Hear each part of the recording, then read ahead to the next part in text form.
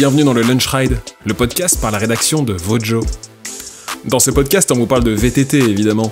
On vous parle des sentiers dont on ne se lasse jamais, des personnalités passionnées et passionnantes qu'on rencontre, et on vous parle de nos machines aussi parfois. Vous l'avez certainement remarqué, Pro Bike Shop s'est associé à certains de nos podcasts et on les remercie encore puisqu'ils nous permettent de vous en proposer toujours plus.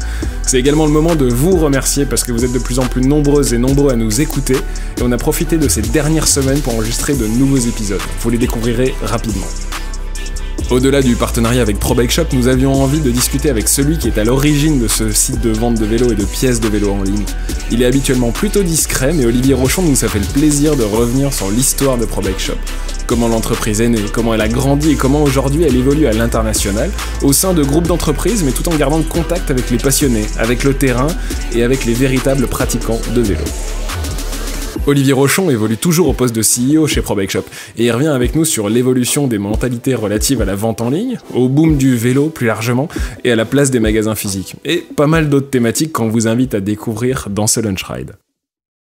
Salut Olivier, merci de nous accueillir à l'ambassade Pro Bike Shop. On est chez toi. Je te ferai pas l'affront de décrire ce que c'est que Pro Bike Shop. On sait tous que c'est un des plus gros vendeurs de vélos et de pièces de vélos en ligne. Ce que j'ai envie de savoir, c'est de découvrir un petit peu ton parcours et découvrir un petit peu le parcours de Pro Bike Shop. Parce que si je ne m'abuse, en 2005, tu es un petit peu tout seul avec ton idée au moment de lancer Pro Bike Shop, c'est ça? Oui, salut Paul. Merci en tous les cas de prendre le temps de rendre visite à Pro Bike Shop, ça fait énormément plaisir. Oui, l'aventure Pro Bike Shop, elle a démarré en 2005. Ça a démarré vraiment tout petit, on ne pouvait pas démarrer plus petit. 25 références en stock, essentiellement du VTT, essentiellement de la pièce, plutôt haut de gamme, de la Fourche Fox, des roues Spinergy à l'époque, des marques qui n'existent même plus. Et qu'est-ce qui t'a donné envie de lancer Pro Bike Shop? Pourquoi tu t'es dit, maintenant je vais lancer un site de vente de vélos en ligne? En 2005, je partageais mes bureaux avec ceux de mon frère. J'ai un jeune frère qui a 5 ans de moins que moi et il avait monté un site dans le modélisme. Et j'avais observé ça avec beaucoup d'attention. Et j'étais moi-même passionné de vélo. J'ai connu les débuts du VTT dans les années 90. Et du coup, je me suis projeté en me disant pourquoi pas essayer de faire quelque chose autour du vélo. En tous les cas, j'avais tapé quelques requêtes sur Google et je trouvais que l'offre elle était vraiment pas top. Alors j'avais ignoré des très gros concurrents qui existaient déjà à l'époque, mais à la limite ça c'est plutôt une chose positive. Et voilà, j'ai démarré ça avec toute petite structure, une petite boutique prête à l'emploi, comme je l'ai dit, 25 références, donc c'était vraiment tout petit, mais tout était en stock. C'était quoi ta pratique du vélo, toi, à l'époque? VTT, alors moi j'ai démarré le VTT au tout début, il y avait pas de fourche télescopique, il n'y avait pas de VTT tout suspendu, donc avec un Raleigh vraiment à l'ancienne. Et à l'époque, j'ai toujours continué à faire du VTT, j'ai toujours adoré faire du VTT, ça a toujours été mon principal sport. Et c'était quoi ton parcours professionnel avant ça? Parce que, mine de rien, il faut avoir un peu la fibre entrepreneuriale pour lancer ça. Est-ce que t'aimais le vélo, tu veux faire quelque chose dans le vélo, ou t'avais quand même cette petite idée derrière la tête d'en faire ton métier? Alors, j'ai jamais été salarié, j'ai toujours travaillé à mon compte. J'ai fait du commerce international, j'ai travaillé pendant 1 an à Hong Kong, j'ai importé pas mal de produits d'Asie vers la grande distribution, etc. J'ai toujours été un petit peu un touche-à-tout. Donc ça, c'était vraiment ce qui m'intéressait au départ. Après, j'avais vraiment la volonté, avec Internet, d'essayer de faire quelque chose que je maîtrise un petit peu plus, de A à Z. Et c'est vrai que le e-commerce offrait cette possibilité, avec des moyens quand même assez limités, de pouvoir faire quelque chose qui tienne assez rapidement la route. En 2005, tout était possible. Même si la bulle Internet de 2000 était déjà passée, dans le vélo, on voyait que c'était un secteur d'activité qui n'avait pas encore pris ce virage et qui avait vraiment quelque chose à faire. Très bien. Et quand tu as lancé Pro Bike Shop, est-ce que tu imaginais qu'il y avait un potentiel de croissance aussi gros qu'il l'est? Est-ce que tu savais que 15 ans plus tard, il y aurait presque 300 employés? Alors l'objectif au début, c'était d'arriver à 10 commandes par jour. Voilà. Voilà. Donc on avait beaucoup d'ambition. J'étais tout seul, je ne savais pas du tout dans quoi je mettais les pieds. J'étais pas de l'écosystème du vélo, hein, même si je faisais du VTT, j'avoue que je ne connaissais pas la distribution dans le vélo, etc. Donc il a fallu vraiment apprendre tout ça de A à Z. Idem pour le e-commerce. J'avais des expériences dans le commerce, mais absolument pas dans le e-commerce. Donc il a fallu apprendre aussi tous ces nouveaux métiers. C'était aussi ce qui était très intéressant. Mais oui, c'était un gros challenge. On reviendra en détail sur les étapes intermédiaires, mais aujourd'hui, Pro Bike Shop, ça fait partie d'un groupe, lui-même intégré dans un autre groupe, donc il y a le groupe Internet Sport. Tu peux peut-être me dire un petit peu, voilà, quelle est la structure aujourd'hui et qu'est-ce que c'est que Pro Bike Shop dans son écosystème, on va dire. Tout à fait. Alors, on a rejoint le groupe Internet Store il y a un petit peu plus de 3 ans. Donc c'est un groupe allemand qui est détenu par Signa, un groupe autrichien. Pourquoi avoir rejoint un groupe allemand ?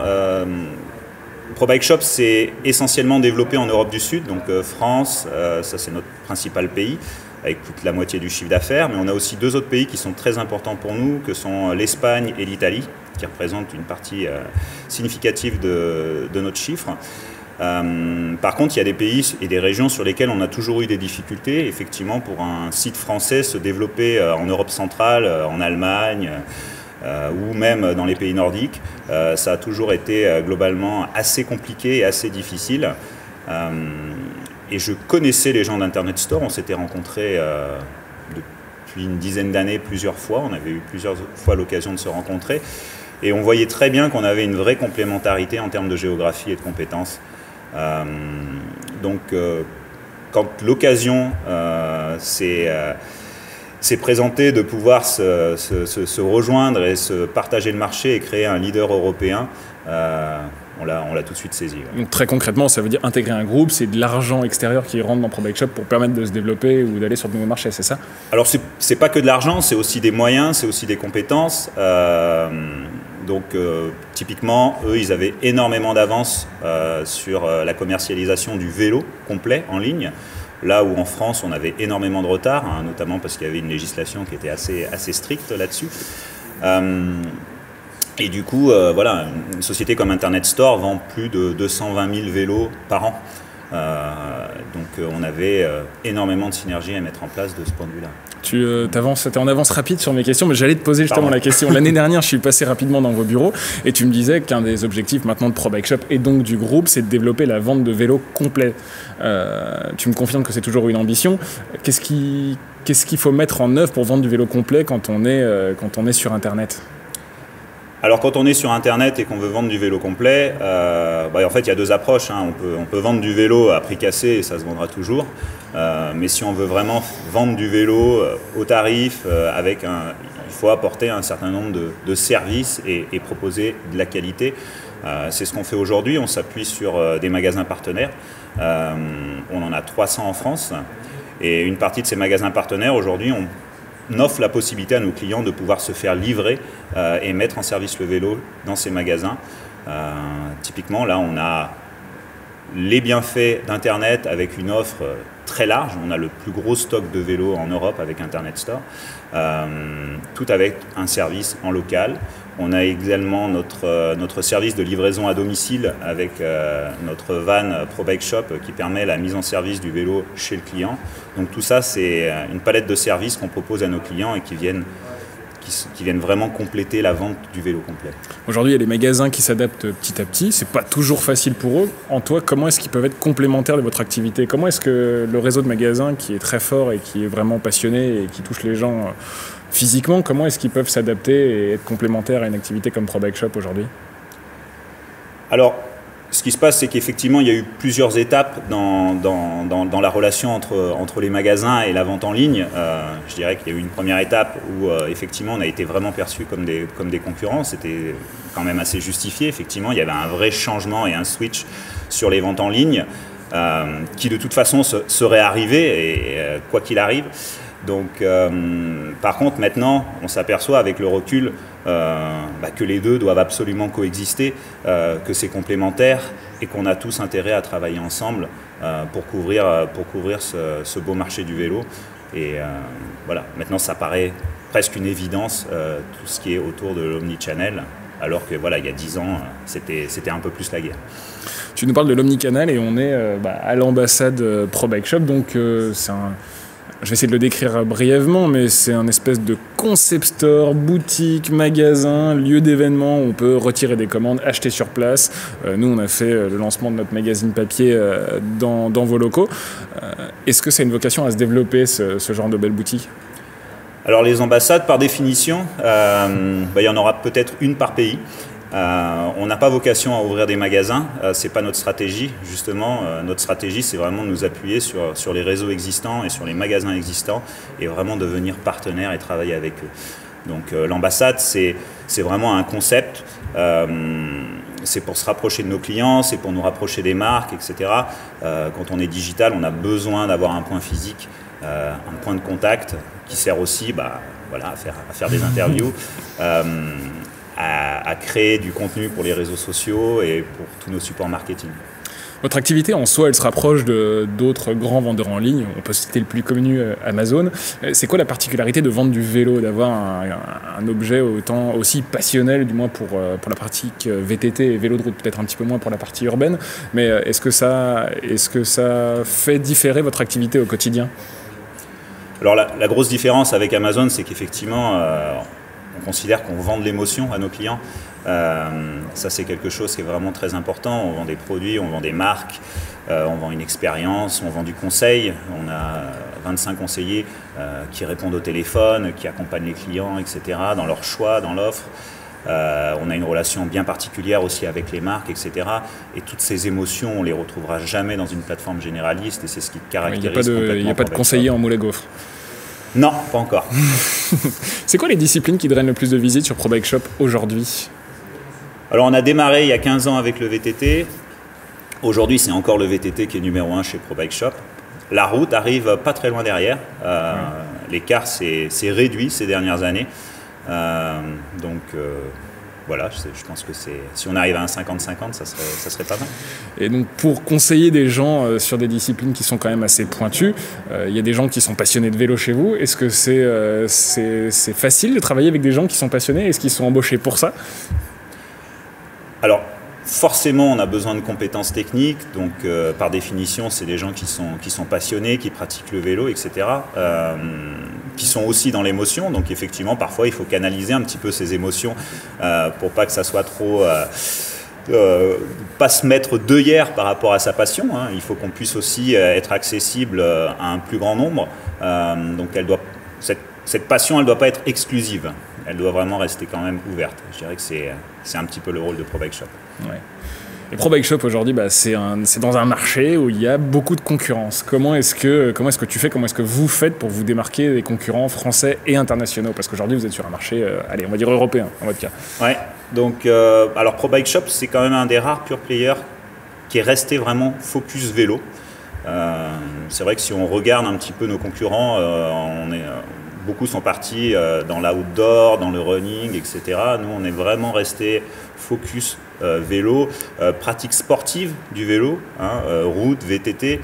L'arrivée de l'électrique, certes, a ouvert encore plus la clientèle, mais on reste quand même dans la partie sportive, on n'est pas dans la mobilité, etc. Donc, on est vraiment resté très focus sur notre cœur de métier. Je pense que ça peut paraître peut-être évident comme ça, mais en soi, c'est déjà une réelle différence. On a toujours continué à améliorer notre offre, toujours en se focalisant sur le vélo. Et cette évolution permanente, nos clients la remarquent. Il y a toujours plus de choix, toujours plus d'offres, plus de pièces détachées spécifiques, des nouvelles marques en permanence.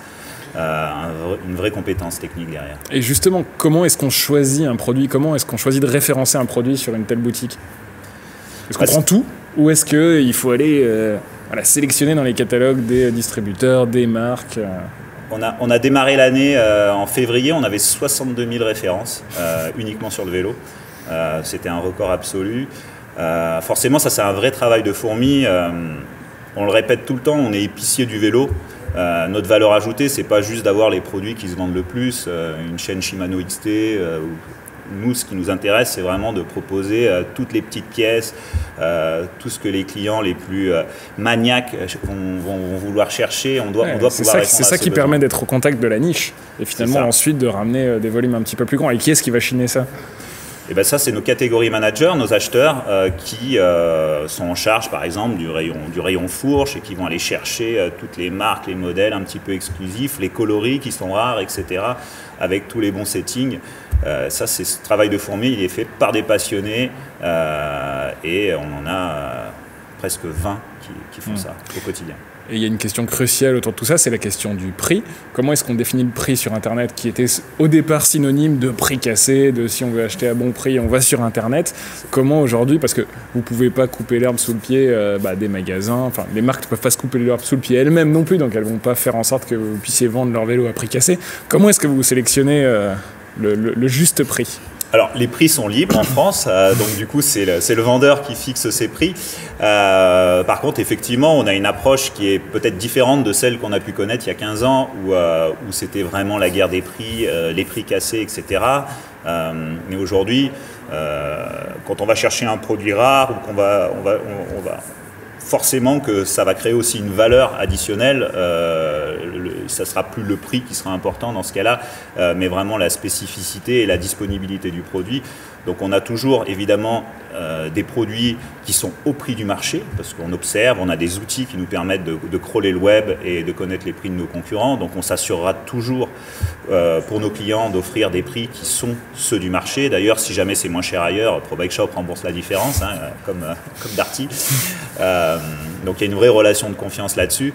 Mais c'est vrai qu'en diversifiant l'offre, etc., forcément, on ne peut pas être super attractif surtout. Il y a aussi maintenant une notion de qualité qui apparaît par rapport à il y a 15 ans. Tu m'arrêtes si je me trompe, mais il y a 15 ans, quand vous avez 25 références, toutes les marques ne voulaient pas être vendues en ligne ou sur ProBike Shop en particulier. Qu'est-ce qui a changé ? Pourquoi est-ce qu'aujourd'hui des marques acceptent de l'être ou n'acceptent toujours pas d'être vendues en ligne ? Alors il y a 15 ans, personne voulait travailler globalement avec ProBike Shop, donc ça a été assez fastidieux. Il a fallu se battre pour obtenir toutes ces marques. Aujourd'hui, on a près de 500 marques sur ProBike Shop, donc ça a été un long travail. Il y a encore un tout petit peu de résistance, mais je dirais que maintenant, on est arrivé au bout du tunnel de ce point de vue-là. C'est parce que vous leur garantissez des prix ? C'est parce que vous leur garantissez quoi ? On leur garantit, au-delà d'être un site e-commerce, on est aussi devenu une forme de média, sans vouloir te concurrencer.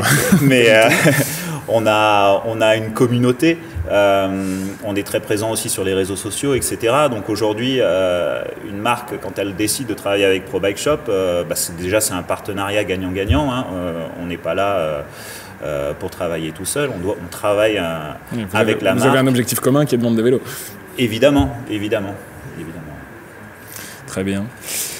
Pourquoi est-ce que vous n'avez pas fait le choix d'intégrer ou de créer des marques en interne ? Il y a des grands vendeurs en ligne qui ont leur propre marque de vélo, leur propre marque de composants. C'est une direction qui pourrait t'intéresser ? Alors, quand j'ai créé ProBike Shop, on a le plus gros vendeur de vélos en France qui fait déjà des vélos sous sa marque. L'idée, c'était un petit peu de prendre le contre-pied de ça. ProBike Shop, c'est un portail où on retrouve toutes les marques. Donc on est toujours resté avec cette philosophie de se dire qu'on agrégerait toujours un maximum de marques. En rejoignant le groupe Internet Store, on a par contre effectivement rajouté cette brique où on a des marques qui sont propres au groupe Internet Store et qu'on distribue également, notamment sur le VTT, on a la marque Votech. Sur les accessoires, on a la marque Red Cycling Product.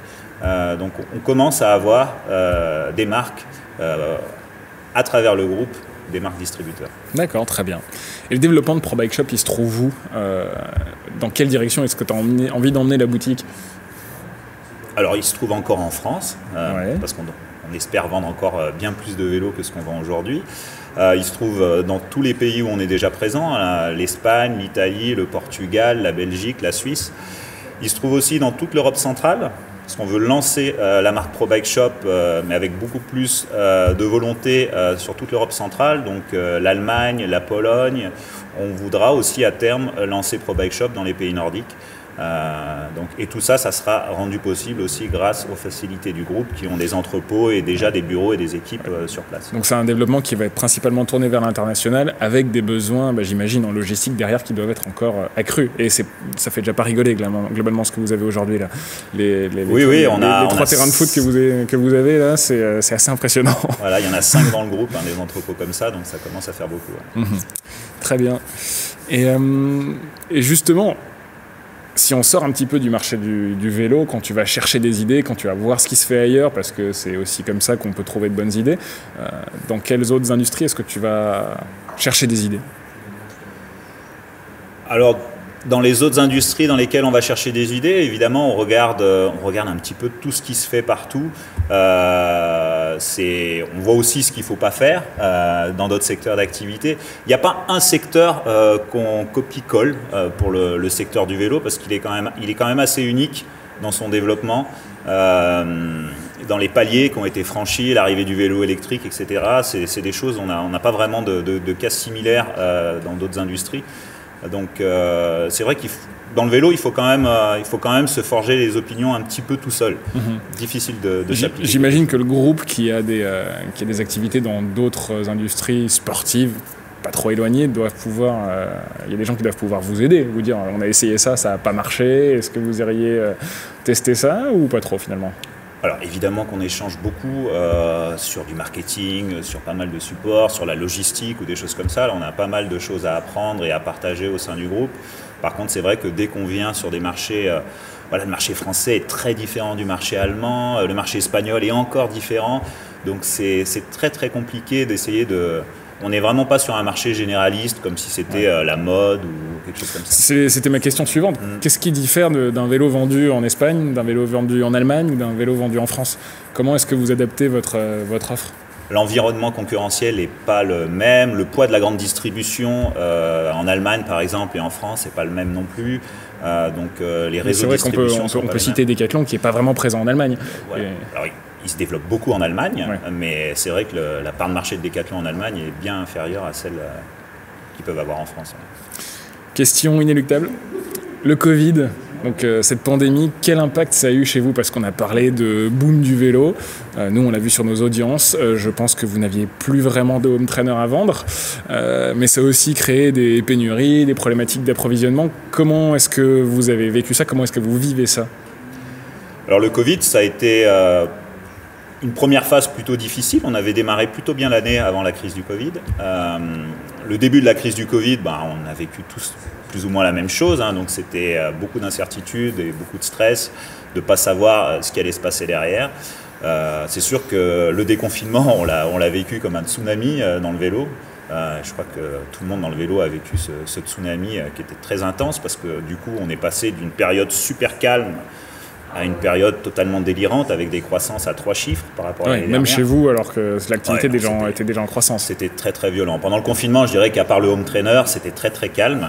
Le déconfinement a vraiment propulsé le business à des niveaux stratosphériques, sachant que, pour donner une idée, normalement le pic de saison c'est le mois de juillet. Depuis juillet, août, septembre, octobre, novembre, on garde le même niveau d'activité, c'est-à-dire qu'il n'y a aucune saisonnalité. Cette année, le business reste au taquet, et là on démarre décembre pareil avec des niveaux... Et tu as eu quelques semaines pour t'y préparer, embaucher plus de gens à l'entrepôt, assurer l'approvisionnement. C'est là où on a été plutôt transparent avec nos clients, où on a expliqué que effectivement ça s'est traduit par des retards de livraison, etc. Parce que on n'a pas pu embaucher des gens comme ça d'un claquement de doigts. Ouais. Il y avait des mesures sanitaires qui étaient en place. On avait des transporteurs aussi qui ne fonctionnaient pas normalement. Donc ça s'est traduit quand même par beaucoup de difficultés, du retard dans les livraisons. Mais nos clients, on a été transparents avec eux. Ils ont compris, ils ont été indulgents. Tout le monde a compris que cette situation elle était assez exceptionnelle. Donc ça s'est plutôt bien passé. Est-ce que c'est pas dangereux de voir ce pic qui monte ? Ça va peut-être s'arrêter au bout d'un moment où tu penses que justement les gens sont vraiment sensibilisés à la pratique du vélo. Là, je pense plus dans une logique commuting, urbain et choses comme ça, et ça va continuer d'amener de nouvelles personnes, ou tu penses que ça va quand même décroître au cours d'année prochaine Hier, il y avait un article qui disait que la pratique du vélo avait bondi de 30%, donc on peut se dire quand même que il y aura une tendance de fond qui restera. Probablement que l'excitation autour du vélo elle va s'apaiser avec le temps. Là on a aussi un phénomène d'excitation parce qu'il y a des pénuries sur certains produits, etc. Donc ça alimente la communication dans les médias et ça alimente aussi la demande des clients. Donc tout ça devrait s'apaiser quand même d'ici peut-être 6 mois, mais il y a une vraie tendance de fond qui va rester, ça c'est évident. Et tu parlais justement de communication, de médias. Qui sont les bons partenaires pour ramener du trafic sur ProBike Shop? C'est quoi? C'est du référencement? C'est justement des médias comme nous qui pouvons en parler? C'est des réseaux sociaux? Qui est-ce qui ramène de nouveaux clients ou qui vous permettent de vous différencier face à vos concurrents? Alors cette année, c'est sûr que les médias ont joué un rôle crucial dans la communication autour du vélo. Donc on en a forcément profité. Ça fait vraiment boule de neige. Après, nous, on a pas mal de supports et de leviers d'acquisition. On a évidemment tout ce qui est trafic naturel qui est lié au référencement et à la réputation de ProBike Shop. Donc au bout de 15 ans, forcément, c'est une grosse partie du flux client qui vient chez ProBike Shop. On fait évidemment de la publicité payante, comme tous les e-commerçants.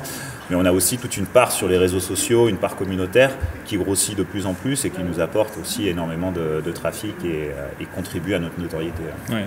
Il y a des nouveaux métiers qui ont été créés chez ProBike Shop? Oui, là on a croisé Camille tout à l'heure qui s'occupe de l'événement chez ProBike Shop. Ça, c'est des nouveaux métiers. Donc on essaye de plus en plus de travailler sur les réseaux sociaux, de créer du contenu authentique, de se rapprocher des marques, etc.